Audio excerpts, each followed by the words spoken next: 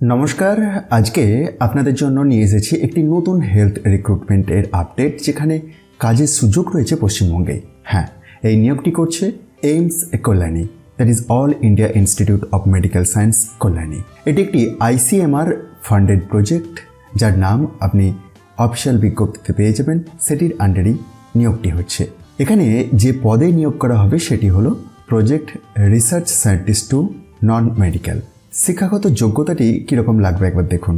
এই পদে আবেদন করার জন্য আপনার থাকতে হবে public health or social science or nursing or সাইকোলজিতে পোস্ট গ্র্যাজুয়েট ডিগ্রি, সাথে কমপক্ষে 3 বছরের অভিজ্ঞতা অথবা PhD থাকলেও আবেদন করতে পারবেন।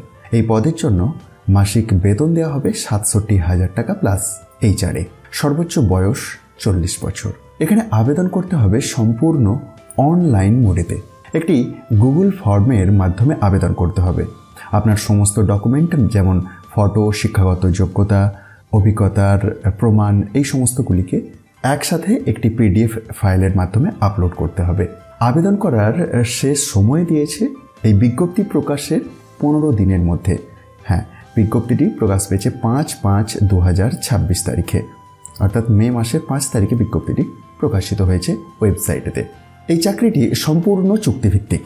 প্রথমে 6 মাসের জন্য নিয়োগ করা হবে, যা পরবর্তীতে সর্বোচ্চ 3 বছর পর্যন্ত বৃদ্ধি করা যেতে পারে।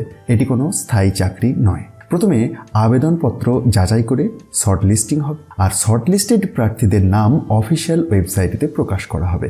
এরপর অফলাইন ইন্টারভিউ নেওয়া হবে।